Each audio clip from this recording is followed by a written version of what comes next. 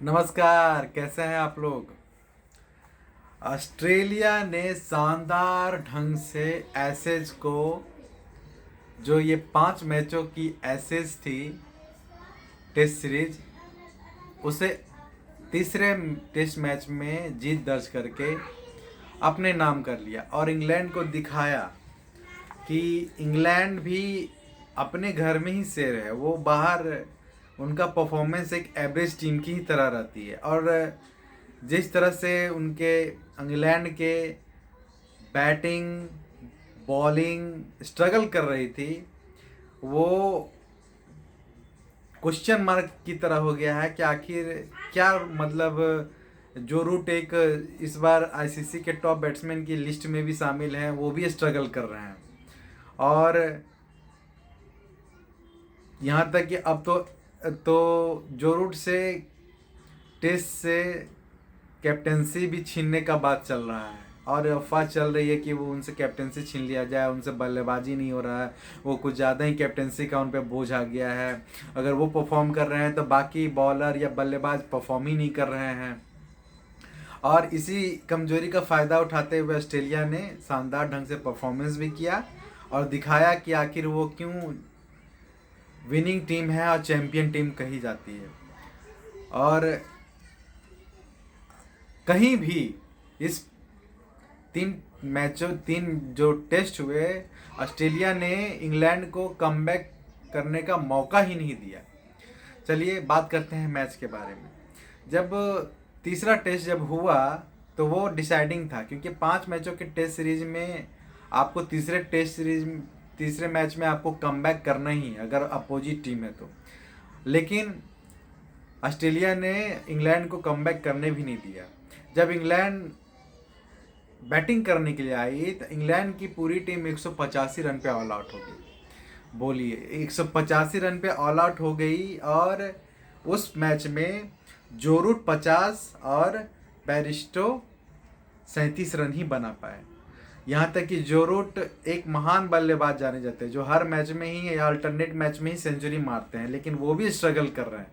और यही 2 बल्लेबाज थे जो रन इनके बदौलत बना। इसके बाद कोई भी बल्लेबाज नहीं चला। जब बॉलिंग की बात की जाती है तो ऑस्ट्रेलिया की बॉलिंग भी मस्त चल रही है कि पेट कमिंस जो नए कैप्टन उनके हैं, उन्होंने कोविड से रिकवरी के बाद 3 विकेट लिया 36 रन दे करके। और नाथन लियोन ने भी स्पिन का फ़ायदा उठाया और उन्होंने भी 3 विकेट लिया 36 रन दे करके। और इंग्लैंड के पारी को पहले इनिंग में ही धाराशाही कर दिया 185 के स्कोर पे। और उनके जवाब में जब ऑस्ट्रेलिया बल्लेबाजी करने आई तो ऑस्ट्रेलिया ने 267 रन बनाया फर्स्ट इनिंग में, जिनमें हैरिस 76 रन बनाए और वार्नर 38 रन बनाए। उनके जवाब में भी जरूर इंग्लैंड की बॉलिंग कुछ हद तक ठीक रही कि एंडरसन 4 विकेट निकालने में सफल रहे और रॉबिन्सन भी 2 विकेट निकालने में सफल रहे और ऑस्ट्रेलिया को 267 रन के स्कोर पे समेट दिया। लेकिन और कुछ रन के ऑस्ट्रेलिया को बढ़त भी मिल गया। लेकिन जब सेकेंड इनिंग में जब इंग्लैंड की टीम, जहां पे उन्हें अपना बेस्ट परफॉर्मेंस देना था कमबैक के लिए, तो उनकी बैटिंग लाइनअप धाराशाही हो गई। मतलब उन्हें मौका ही नहीं मिला कि अब वो क्या करें। और वही हुआ भी कि इंग्लैंड की टीम 68 के निचले स्कोर पे ऑल आउट हो गई। और उस मैच में भी जो रूट 28 रन और स्टोक्स 11 रन ही बना पाए। और उनके जो मैच में ऑस्ट्रेलिया की तरफ से जो डेब्यू कर रहे थे स्कॉट बोलांड, उन्होंने 6 विकेट लिया 7 रन दे करके। और स्टार्क ने 3 विकेट लिया 23 रन दे करके। बताइए, इस पूरे टेस्ट सीरीज में ऑस्ट्रेलिया एक चैंपियन टीम नजर आई और इंग्लैंड एक एवरेज टीम नजर आई कि जो अपने आप को घर में ही शेर नजर आ रहे थे, वो बाहरी जमीन पे वो फुस कर जा रहे थे। वो टेस्ट मैच जीत नहीं पा रही, वो स्ट्रगल कर रही है। और अब तो और इस पूरे क्रम में ऑस्ट्रेलिया ने इस मैच को इनिंग से और 14 रन से जीत लिया। बताइए, अब इंग्लैंड भी अब इस शर्मनाक हार से सबक लेगी कि आखिर कहाँ पे वो चूक रहे हैं कि उनकी बल्लेबाजी क्रम फ्लॉप रही, उनकी बॉलिंग फ्लॉप रही, और इंग्लैंड को जहाँ वो टक्कर देते थे उसके ज़मीन पे ऑस्ट्रेलिया, वो ऑस्ट्रेलिया आज चैंपियन टीम की तरह लड़ी और अपोजिट टीम को धाराशायी कर दी।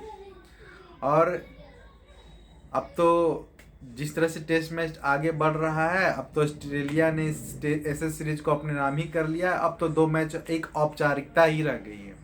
और अब कहा भी जा रहा है कि ये मैच तो कंटिन्यू रहेगा, लेकिन जिस तरह से कोविड केसेस पूरे टीम में फैल रहा है, तो आने वाले दिनों में कहीं सीरीज ही ऑफ ना हो जाए इस कोविड के कारण।